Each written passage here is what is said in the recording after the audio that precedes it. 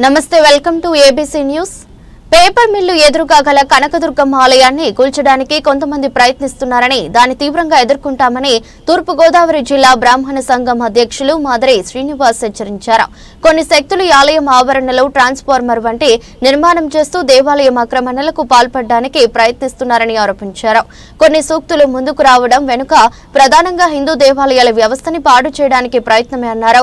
వారి ప్రయత్నాలను ఎట్టి పరిస్థితులను ఎదుర్కొంటున్నామన్నారు। పేపర్ మిల్లు నిర్మాణ సమయంలో ఈ దేవాలయమని నిర్మించారని 1996 సంవత్సరం తర్వాత దీన్ని పునర్నిర్మాణం చేశారని చెప్పారు। ఎంతో మంది భక్తులు అదే విధంగా దసరా ఉత్సవాలు కూడా ఇక్కడ ఘనంగా నిర్వహించడం జరుగుతుందన్నారు। ప్రధానంగా 3 అర్చకులు ఈ దేవాలయంపై జీవన భృతి గడుపుతున్నారని తెలిపారు।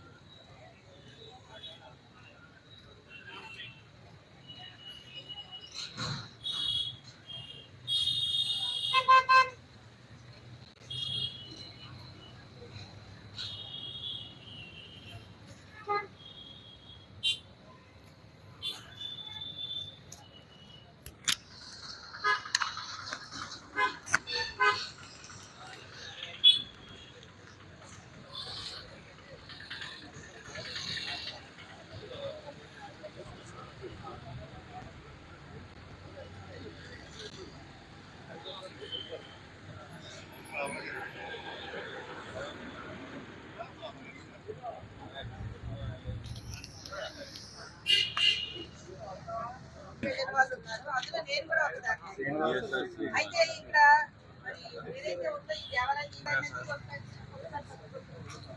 ఏదైతే ఉందో ఈ ఇక్కడ కొంచెం దూరంలో ఏదైతే ట్రాన్స్ఫార్మర్లో ఇద్దరు కూడా ఏం చేస్తున్నారంటే ఈ గుడిని ఇక్కడ నుంచి తీసేయించాలనే ఒక ఉద్దేశంతో ఆ ట్రాక్టర్ గుడికి ఆనుకునేలాగా కన్స్ట్రక్షన్ చేస్తామని మరి వాళ్ళు చూడండి ఇక్కడ ఇటుకలు అన్ని తెప్పించడం జరిగింది। ఒకసారి చూడండి ఇటుకలు, ఇంకా ఇసుక బస్తాలు కూడా చూడండి, ఇసుక బస్తాలు అతనే ఆ గ్రీన్ షర్ట్ అతనే ఇక్కడ నేను మేస్త్రి నేను కడతాను, మీరు ఎవరి అడ్డుకుని నేను కడతాను మేస్త్రియే ఇక్కడ కన్స్ట్రక్షన్ కాంట్రాక్ట్ ఒప్పుకున్న అతను। సో ఇది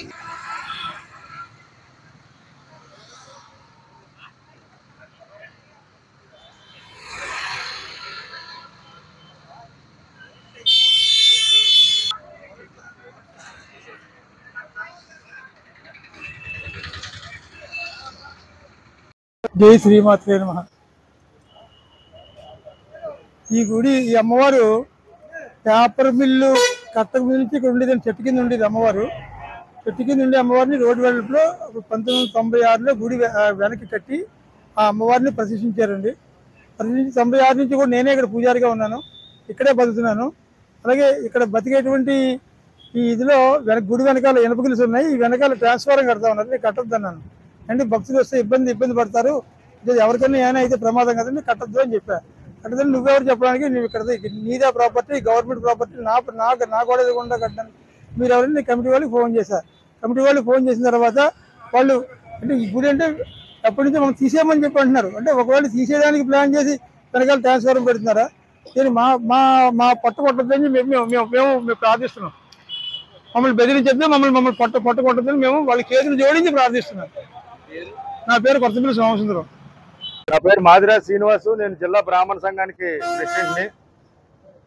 ఇది దాదాపు పేపర్ మిల్లు ఎప్పుడైతే స్థాపించారో అప్పటి నుంచి కూడా ఈ దేవాలయం ఉంది, అంటే ఇంత పెద్ద స్థాయిలో లేదు కానీ దేవాలయం ఉంది।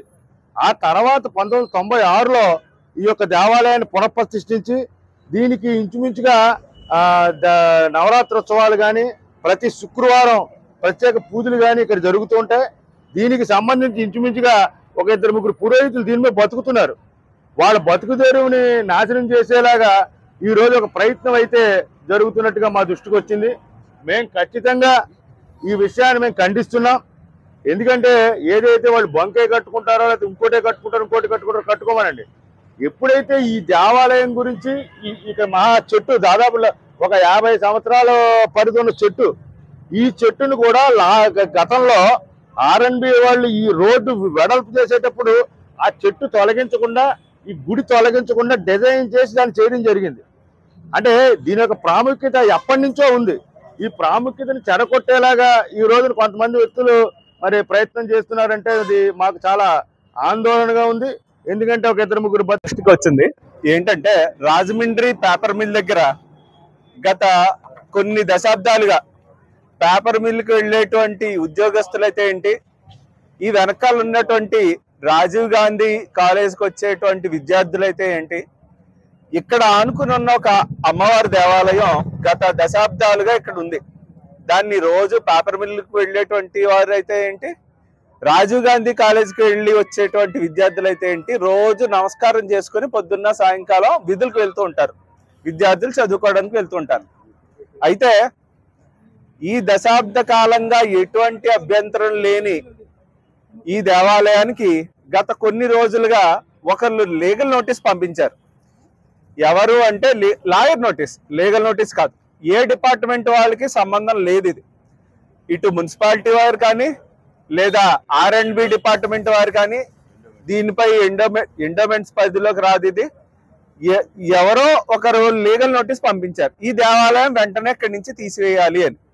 ఇది ప్రభుత్వ అధికారుల పరిధిలోది కాదు కాబట్టి వారి పరిధిలోది వేరే ప్రైవేటు వ్యక్తులు ఈ లీగల్లో ఈ నోటీస్ పంపడంతో వీరు ఎటువంటి అభ్యంతరం, వీరు ఎటువంటి మాట దానికి జవాబు ఇవ్వలేదు. కానీ ఈ రోజు ఏమైంది అంటే, దీని వెనకాల ఈ దేవాలయం చుట్టూరా ఐరన్ గ్రిల్స్ ఉన్నాయి. ఈ ఐరన్ గ్రిల్ కి వెనుక వైపున ట్రాన్స్ఫార్మర్ పెడతాము అంటూ కొంతమంది వచ్చారు. అదేంటండి, ఐరన్ గ్రిల్ పెడితే ట్రాన్స్ఫార్మర్ భక్తులకి షాక్ కొట్టి చనిపోయే ప్రమాదం ఉంది. ఇది చాలా చిన్న దేవాలయం, ప్రదక్షిణలు చేస్తూ ఉంటారు, ఆడవారు వస్తూ ఉంటారు, వాళ్ళు వస్తూ ఉంటారు, ఇది పిల్లలు వస్తూ ఉంటారు, ఎవరన్నా చనిపోతే ఎంత ప్రమాదం అని అభ్యంతరం చెప్పారు గుడి కమిటీ వారు. గుడి కమిటీ వారు ఎప్పుడైతే అబ్జెక్షన్ చెప్పారో ఆ గుడి కమిటీ వారిని కానీ పురోహితుడిని కానీ అక్కడ పనిచేసే పురోహితుడిని కానీ బెదిరిస్తున్నారు. ఎందుకు బెదిరిస్తున్నారు, అసలు ఈ ట్రాన్స్ఫార్మర్ ఎందుకు మూవ్ చేయాలనుకుంటున్నారు దేవాలయం వెనక వైపుకి అని మేము ఎంక్వైరీ చేయగా, దీని వెనకాల వైపు పెట్రోల్ బంక్ వస్తుంది అని అన్నారు.